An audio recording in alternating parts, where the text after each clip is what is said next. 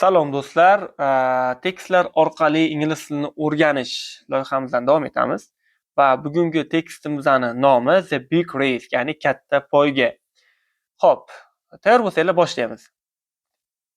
A dog saw a group of animals across the road. Ya'ni o'sha bitta kuchuk yo'ldan o'tayotganda o'sha hayvonlarni ko'ribdi, hayvonlarni to'dasini. He walked over to meet them. Ya'ni u o'sha ularni ko'rish uchun yurib boribdi ularning oldiga. What are you doing? He asked them. Ya'ni sizlar nima qilyapsizlar bu yerda debdi. U ulardan so'rabdi. I just sold them tickets to a race between the rabbit and the turtle.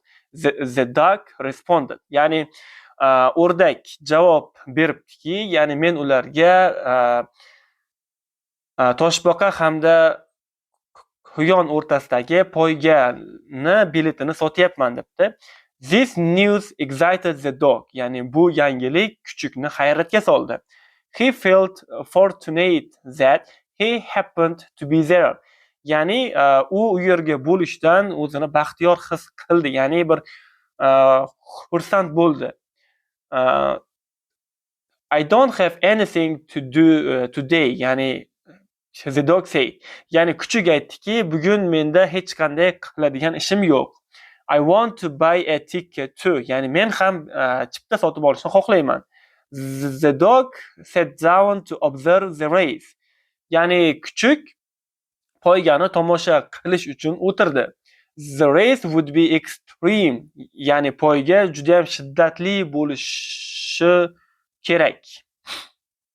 It would be many kilometers in length. Ya'ni bu o'sha bir necha kilometr uzunlikda bo'ladi, uzunligi. The rabbit and the turtle stood next to each other. Ya'ni toshbaqa hamda quyon o'sha yonma-yon turishardi, deyapti. They waited for the race to start. Ya'ni ular poygani boshlanishini kutishardi. The dog wondered why the turtle agreed to run against the rabbit.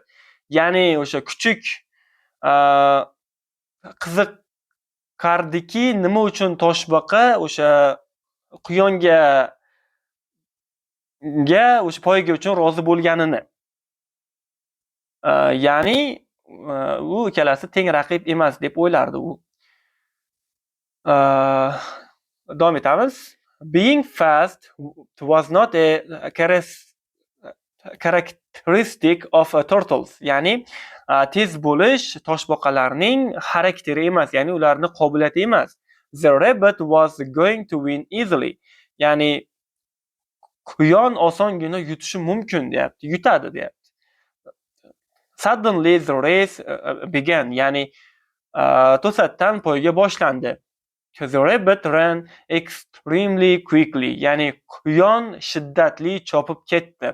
The turtle walked slowly. Ya'ni toshbaqa juda ham sekin yurdi. After a minute the rabbit looked back. Ya'ni bir daqiqadan so'ng, ya'ni ma'lum bir lahzadan so'ng, deyapti, quyon orqasiga o'girildi, deyapti. He saw that the turtle was far behind him and was breathing quickly because he was so tired. Ya'ni u toshbaqani sekin-sekin yurib kelayotganini va undan ancha orqada ekanini va tez nafas olayotganini, chunki u charchaganini ko'rdi. The rabbit smiled and slowed to a walk. Ya'ni quyon kuldi va sekin yurishni boshladi. A minute later the rabbit said, I'm winning, so I'll take a rest. Ya'ni ma'lum bir lahzadan so'ng quyon aytdiki, men yutyapman, shuning uchun men dam olaman. He sat and began to consume some grass. Ya'ni u o'tirdi va o't yeyishni boshladi. Then he let his eyes close. Ya'ni u ko'zlariga dam berdi. He wasn't the winner yet. Ya'ni u hali g'olib emas edi. But there was no risk of him losing the race. Ya'ni u poygalar yutqazishini imkoni ham yo'q edi. Ya'ni aniq yutishini bilardi u. He went to sleep. Ya'ni u uxladi deyapti. Hop. Hours later a loud sound woke him. Ya'ni bir necha soatlardan keyin judayam bir baland ovoz uni uyg'otdi. Woke him. All of the animals were yelling and looking at the field. Ya'ni ko'p hayvonlar, ya'ni barcha hayvonlar baqirishardi va dalaga qarashardi deyapti. He felt fear for the first time.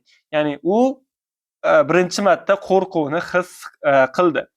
The turtle was almost at the finish line. Ya'ni toshbaqa deyarli marra chizig'ida edi.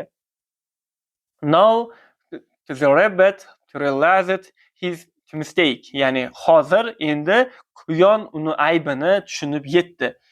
But the race was over. He gave the turtle an opportunity to win and the turtle took it. Ya'ni u ammo deyapti, o'sha poyga tugadi. U toshbaqaga yutish imkonini berdi va toshbaqa bundan foydalandi deyapti. The duck handed the turtle his prize. Ya'ni o'rdak toshbaqani yutug'ini berdi. It was the happiest day of the turtle's life. Ya'ni bu o'sha toshbaqaning hayotidagi eng baxtli kuni edi.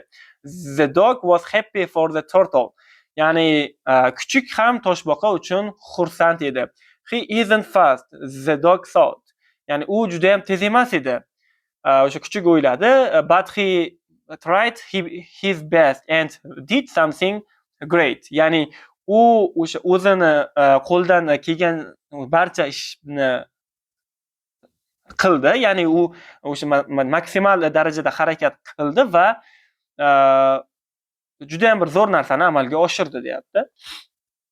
Bu yerda rasmni ko'rsanglar bo'ladi. Videomizda foydali bo'ldi degan umiddaman. Xayr, salomat bo'ling.